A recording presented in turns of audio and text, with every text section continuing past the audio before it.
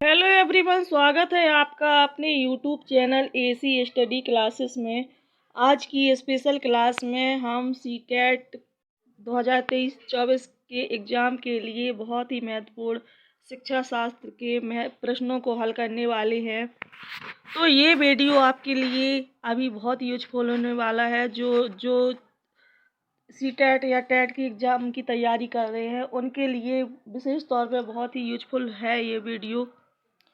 तो चलिए बिना देरी के शुरू करते हैं। हमारा पहला प्रश्न है आज का कि बच्चे की बुद्धि लब्धि 90 से 110 के मध्य है तो वह किस प्रकार का बालक कहलाएगा। जिसकी बुद्धि लब्धि यानी आईक्यू कितना है, 90 से 110 के बीच में है, तो वो सामान्य बालक, प्रखर बाल बुद्धि, उत्कृष्ट बुद्धि या प्रतिभाशाली, तो वह सामान्य बुद्धि वाला बालक कहलाएगा। चलिए अगला प्रश्न देखते हैं कि बच्चे के लिए निःशुल्क एवं अनिवार्य शिक्षा का अधिकार अधिनियम कितने वर्ष के लिए लागू है।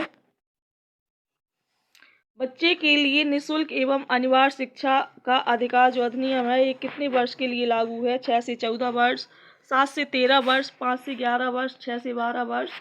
तो ये है 6 से 14 वर्ष के बच्चों के लिए लागू है।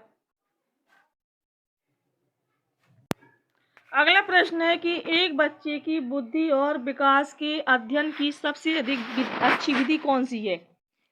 कौन सी, क्या पूछा गया है कि एक बच्चे की बुद्धि, वो वृद्धि और विकास अध्ययन की सबसे अधिक अच्छी विधि कौन सी है। मनोविश्लेषण विधि, तुलनात्मक विधि, विकासी विधि या सांख्यिकी विधि। तो इसका सही आंसर हो जाएगा विकासी विधि, यानी कि हमारा सी ऑप्शन सही हो जाएगा इसमें।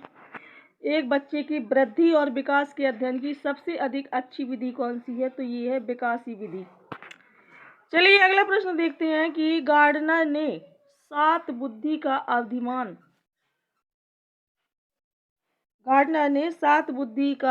अधिमान निर्धारित किया था, इनमें से कौन सा नहीं है। 7 बुद्धि अधिमान में से बताना है कि इनमें से कौन नहीं है। स्थान संबंधी बुद्धि, भावात्मक बुद्धि, अंतर्वैयक्तिक बुद्धि या भाषात्मक बुद्धि। तो इसका सही आंसर क्या हो जाएगा, तो ये है भावात्मक बुद्धि। ये गार्डनर के बुद्धि अधिमान के सिद्धांत में निर्धारित नहीं है। अगला प्रश्न देखते हैं कि यदि एक बच्चे की मानसिक आयु 5 वर्ष तथा वास्तविक आयु 4 वर्ष है, अगर उस बच्चे की मानसिक आयु 5 वर्ष है और वास्तविक आयु 4 वर्ष है तो उस बच्चे की बुद्धि लब्धि कितनी होगी बताना है। 125, 80, 120 या 100। तो उसकी जो बुद्धि लब्धि होगी वो होगी कितनी, 125। हमारा पहला ऑप्शन सही हो जाएगा इसमें। अगला प्रश्न देखते हैं कि मनोविज्ञान शिक्षा का आधारभूत विज्ञान है, ये किसने कहा है। बी.एन. झा ने, स्किनर ने, डेविस ने या वुडवर्थ ने। तो मनोविज्ञान शिक्षा का आधारभूत विज्ञान है, ये कहा था किसने, स्किनर ने। ये परिभाषा किसकी थी, स्किनर की है। स्किनर ने कहा था कि मनोविज्ञान जो है वो शिक्षा का आधारभूत विज्ञान है। अगला प्रश्न देखते हैं कि हिंदी अक्षरों को बालक किस आयु में पहचान ले लगते हैं। हिंदी के अक्षरों को बालक कितनी आयु में पहचानने लगता है। 3 वर्ष में, 4 वर्ष में, 5 वर्ष में या 6 वर्ष में। तो हिंदी के अक्षरों को बालक 5 वर्ष में पहचानने लगता है। अगला प्रश्न देखते हैं हम, एलेक्सिया है। एलेक्सी क्या है, पढ़ने की अक्षमता, लिखने की अक्षमता, सीखने की अक्षमता या फिर सुनने की अक्षमता। तो जो एलेक्सिया है ये क्या है, एक पढ़ने की अक्षमता है। अगला प्रश्न देखते हैं, पियाजे की औपचारिक संक्रियात्मक अवस्था किस आयु अवधि तक मानी जाती है। जो औपचारिक संक्रियात्मक अवस्था है, पियाजे ने अवस्थाएं, बाल विकास की अवस्थाओं को 4 भागों में बांटा था। एक तो थी इंद्रिय जनित गामक अवस्था, दूसरी थी पूर्व संक्रियात्मक अवस्था, तीसरी थी मूर्त संक्रियात्मक अवस्था और चौथी थी औपचारिक संक्रियात्मक अवस्था। तो जो औपचारिक संक्रियात्मक अवस्था है इसकी आयु अवधि पूछी गई है कि इसको कितनी अवधि तक मानी जाती है। ये 0 से 2, 2 से 7, 0 से 2 तक जो है वो है इंद्रिय जनित गामक अवस्था, और 2 से 7 वर्ष है ये क्या है, पूर्व संक्रियात्मक अवस्था, और 7 से 11 वर्ष को माना जाता है मूर्त संक्रियात्मक अवस्था, और जो 11 से 15 वर्ष है ये क्या है, औपचारिक संक्रियात्मक अवस्था मानी जाती है। तो इसकी आयु अवधि क्या है, औपचारिक संक्रियात्मक अवस्था, यानी हमारा डी ऑप्शन सही हो जाएगा। अगला प्रश्न देखते हैं कि गर्भ में बालक को विकसित होने में कितने दिन लगते हैं। गर्भ में बालक को विकसित होने में कितने दिन लग जाते हैं, 150, 280, 390 या 460। तो गर्भ में बालक को विकसित होने में ये 280 दिन लग जाते हैं। अगला प्रश्न है कि किस मनोवैज्ञानिक ने अपने 3 वर्षीय पुत्र का अध्ययन किया था। कितने वर्ष की, 3 वर्ष के पुत्र का अध्ययन किया था। पेस्टोलॉजी, वाटसन, स्टैनले हॉल या जेम्स सल्ली। तो पेस्टोलॉजी ने अपने 3 वर्षीय पुत्र का अध्ययन किया था। चलिए अगला प्रश्न देखते हैं कि बालक का विकास होता है, कैसा होता है, सिर से पैर की ओर होता है, पैर से सिर की ओर होता है, या दोनों ओर, या इनमें से कोई नहीं। तो जो बालक का विकास होता है ये सिर से पैर की ओर होता है, यानी क्या होता है, ये सिरोपुच्छी, इसी को हम क्या कहते हैं, सिरोपुच्छी, यानी सिर से पैर की ओर विकास होता है। अगला प्रश्न देखते हैं कि विकास के संबंध में गलत कथन कौन सा है। विकास के संबंध में गलत कथन दिया गया है, बताना है कौन सा है। विशिष्ट से सामान्य की ओर, सार्वभौमिक प्रक्रिया है, दिशा सिर से पैर की ओर, या वर्तुलाकार गति। तो जो विकास है यह विशिष्ट से सामान्य की ओर होता है। हमारा पहला ऑप्शन सही हो जाएगा इसमें। अगला प्रश्न देखते हैं, गर्भधान काल की अवस्था नहीं है, शेष अवस्था, डिम्ब, बीजकरण या भ्रूण अवस्था। तो जो गर्भधान की अवस्था है ये कौन सी नहीं है, ये शेष अवस्था नहीं कहलाती है, बल्कि ये डिम्ब, बीजकरण और भ्रूण अवस्था, ये तीनों क्या है, ये गर्भधान की अवस्था है। अगला प्रश्न देखते हैं कि मानव जीवन की मनोभौतिक एकता क्या कहलाती है। मानव जीवन की मनोभौतिक एकता कहलाती है मन तथा शरीर का विकास, शरीर तथा हड्डियों का विकास, शरीर तथा हृदय का विकास, या आत्मा या और मांसपेशियों का विकास। तो मनोभौतिक जो एकता है वो मन तथा शरीर का विकास कहलाती है। हमारा पहला ऑप्शन सही हो जाएगा। अगला प्रश्न देखते हैं, गर्भ में सर्वप्रथम निर्माण होता है किसका होता है, सबसे पहले एक बालक का गर्भ में सबसे पहले किसका विकास होता है, निर्माण होता है, पैर का, सिर का, धड़ का, या सभी का। तो सबसे पहले सिर का निर्माण होता है। अगला प्रश्न देखते हैं कि जन्म के समय शिशु में कितनी हड्डियां होती हैं। जन्म के समय शिशु में कितनी हड्डियां होती हैं, 206, 300, 230, 270, 320। तो जन्म के समय शिशु में 270 हड्डियां होती हैं। हमारा सी ऑप्शन सही हो जाएगा। अगला प्रश्न देखते हैं कि बालक अपनी माँ को पहचानना प्रारंभ कर देता है कब, कितनी माह में, 6 माह, 8 माह, 9 माह या 3 माह। तो बालक अपनी माँ को 3 माह में पहचानना प्रारंभ कर देता है। अगला प्रश्न देखते हैं, बालक के जन्म के समय शिशु के मस्तिष्क का भार होता है, कितना होता है। बालक के जन्म के समय 300 ग्राम, 350 ग्राम, 400 ग्राम या 450 ग्राम। तो बालक के जन्म के समय शिशु के जो मस्तिष्क का भार होता है ये 350 ग्राम होता है। अगला प्रश्न है कि कल्पना जगत में विचरण होता है। कल्पना जगत में क्या विचरण होता है, मतलब कौन सी अवस्था में कल्पना शुरू हो जाती है, शेष अवस्था, किशोर अवस्था, बाल अवस्था, या शेष अवस्था और किशोर अवस्था। तो हमारा डी ऑप्शन सही हो जाएगा। अगला प्रश्न है कि बालक मुख्य रंगों की पहचान कर लेता है 5 वर्ष में, 2 वर्ष में, 3 वर्ष में, या फिर 4 वर्ष में। तो इसका सही आंसर हो जाएगा ए ऑप्शन, यानी 5 वर्ष में बालक मुख्य रंगों की पहचान कर लेता है। अगला प्रश्न देखते हैं, छोटे छोटे वाक्यों को बोलना तथा 3 पहियों की साइकिल चलाना। छोटे छोटे वाक्यों को बोलना और 3 पहियों की साइकिल चलाना। यह कार्य किस अवस्था में होता है? शैशवावस्था, बाल अवस्था, किशोर अवस्था या प्रौढ़ अवस्था? तो यह कार्य होता है शैशवावस्था में। किसमें होता है? हमारा ए ऑप्शन सही हो जाएगा इसका। अगला प्रश्न देखते हैं कि निम्न में से किस घटना की ओर बालक सबसे पहले आकर्षित होना प्रारंभ करता है? सबसे पहले किस घटना की ओर बालक आकर्षित होता है? प्रकाश, माँ, ध्वनि, भोजन। तो प्रकाश की ओर सबसे पहले वह आकर्षित होना प्रारंभ कर देता है। तो सबसे पहले एक बालक को क्या आकर्षित करता है? तो प्रकाश। हमारा ये ऑप्शन सही हो जाएगा। अगला प्रश्न देखते हैं कि बालक की जिज्ञासा को किया जाना चाहिए। अगर किसी बालक के मन में किसी भी प्रकार की कोई जिज्ञासा उत्पन्न होती है तो क्या किया जाना चाहिए? दमन, शांत, उत्तेजित या सक्रिय? तो बालक की जिज्ञासा को शांत किया जाना चाहिए कि बालक की जिज्ञासा किस प्रकार की है और वह क्या चाहता है। अगला प्रश्न देखते हैं कि भारत में बाल विकास की शुरुआत कब हुई थी?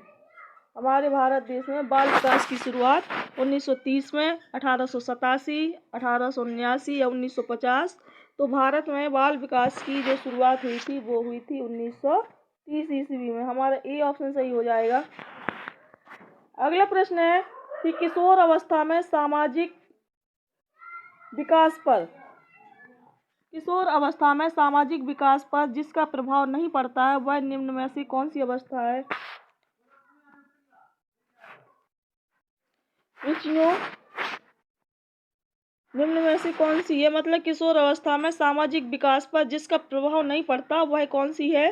रुचियां, आवश्यकताएं, असुरक्षा या अभिवृत्ति। तो हमारा सी ऑप्शन सही हो जाएगा, असुरक्षा। अगला प्रश्न देखते हैं किशोर अवस्था में चरित्र निर्माण से जो अवस्था संबंधित है वह निम्न में से है क्या है? चरित्र निर्माण में जो अवस्था संबंधित है वह क्या है? परंपराओं को धारण करने की अवस्था, आधारहीन आत्मचेतन अवस्था, आधारयुक्त आत्मचेतना अवस्था या स्व केंद्रित अवस्था। तो इसका सही आंसर हो जाएगा बी ऑप्शन, आधारहीन आत्मचेतन की अवस्था। अगला प्रश्न देखते हैं कि विकास व्यक्ति में नवीन विशेषताएं और योग्यताएं प्रस्फुटित करता है। जो विकास है इसके द्वारा व्यक्ति में क्या होता है? नवीन विशेषताएं और योग्यताएं प्रकट होती हैं या स्फुटित करता है। यह कथन किसका है? यह कथन किसका है? हरलॉक, जेम्स ड्रेवर, मैकडूगल या मुनरो। तो यह कथन किसका है? ये है हरलॉक का। हमारा ये ऑप्शन सही हो जाएगा। अगला प्रश्न देखते हैं किशोर अवस्था एक नया जन्म है। इसमें उच्चतर और श्रेष्ठतर मानव विशेषताओं का जन्म होता है। जो किशोर अवस्था है ये क्या है? एक नया जन्म है और इसमें उच्चतर और श्रेष्ठतर मानव विशेषताओं का जन्म होता है। यह कथन किसका है? जॉन एंड सिम्पसन का, गैसल का, स्टेनले हॉल का या ग्रीडफे का? तो यह कथन है स्टेनले हॉल का। सी ऑप्शन सही हो जाएगा। अगला प्रश्न है कि किशोर अवस्था आदर्शों की अवस्था है, सिद्धांतों के निर्माण की अवस्था है, साथ ही जीवन का सामान्य समायोजन है। यह परिभाषा देने वाले कौन है? जीन पियाजे। जो एक बार फिर से देख लीजिए, किशोर अवस्था आदर्शों की अवस्था है, सिद्धांतों के निर्माण की अवस्था है, साथ ही जीवन का सामान्य समायोजन है। ये परिभाषा देने वाले कौन है? मतलब ये परिभाषा किसने दी है? हेडो रिपोर्ट, जीन पियाजे, फ्रेडरिक ट्रेसी या फिर ELPA। तो इसका जो सही आंसर हो जाएगा वो हो जाएगा जीन पियाजे। बी ऑप्शन सही हो जाएगा इसका। अगला प्रश्न है कि मानसिक विकास का संबंध नहीं है, किससे नहीं है? शिक्षार्थी का वजन एवं ऊंचाई से, तर्क एवं निर्णय से, स्मृति का विकास से या फिर अवबोध की क्षमता से। तो मानसिक विकास का संबंध किससे नहीं है? तो वो नहीं है विद्यार्थी या शिक्षार्थी का वजन एवं ऊंचाई से, इसका कोई संबंध नहीं है। तो हमारा ए ऑप्शन सही हो जाएगा इसमें। अगला प्रश्न देखते हैं कि मनुष्य के शरीर में हड्डियों की संख्या कम से कम कितनी होती है? मनुष्य के शरीर में हड्डियों की संख्या कितनी होती है? कम से कम होती है किस अवस्था में? शैशवावस्था, बाल्यावस्था, किशोरावस्था के बाद या प्रौढ़ अवस्था। तो ये प्रौढ़ अवस्था में हड्डियों की संख्या कम से कम होती है। किसमें? प्रौढ़ अवस्था में। अगला प्रश्न देखते हैं, किशोर अवस्था की प्रमुख समस्या क्या है? वजन बढ़ाने की, शिक्षा की, समायोजन की या अच्छे परिणाम देने की? तो किशोर अवस्था की जो प्रमुख समस्या है वो कौन सी है? वो है समायोजन की समस्या। हमारा सी ऑप्शन सही हो जाएगा। अगला प्रश्न देखते हैं, किशोर अवस्था बड़े संघर्ष, तनाव, तूफान और विरोध की अवस्था है। जो किशोर अवस्था है बड़े संघर्ष, तूफान और विरोध की अवस्था, ये कथन किसका है? किसने कहा था किशोर अवस्था के बारे में? स्किनर का, स्टेनले हॉल का, E.A. किलपैट्रिक का या थॉर्नडाइक का? तो ये कथन किसका है? ये स्टेनले हॉल का, यानी हमारा बी ऑप्शन सही हो जाएगा।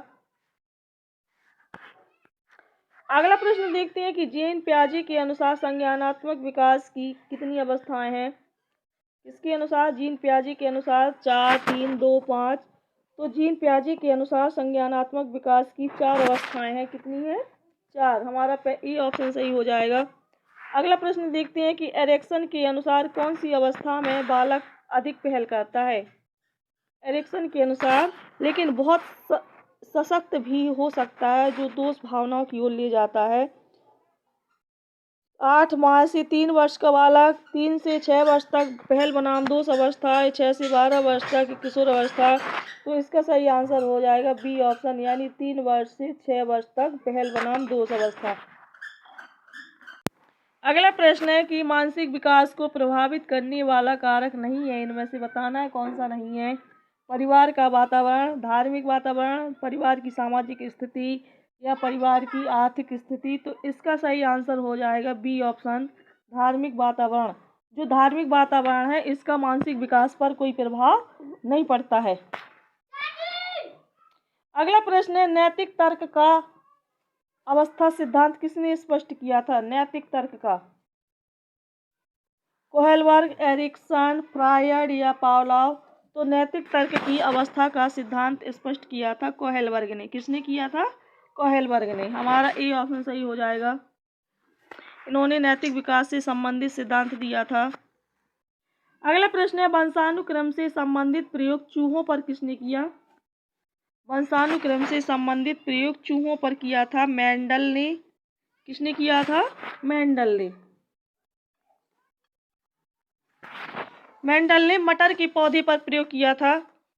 तो मटर का पौधे पर प्रयोग करके इन्होंने चूहों पर प्रयोग किया था।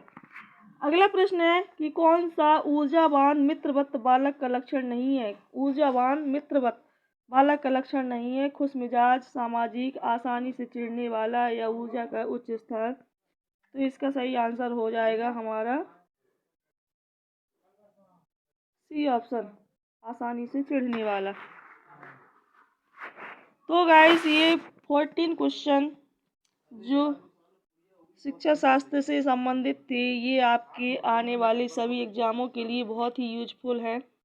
इसी प्रकार की और वीडियो देखने के लिए आप हमारे चैनल को सब्सक्राइब कीजिए, और अगर वीडियो पसंद आया हो तो लाइक ज़रूर कीजिए। अपने सुझाव लिखकर भी कमेंट बॉक्स में ज़रूर बताइए। Thank you so much.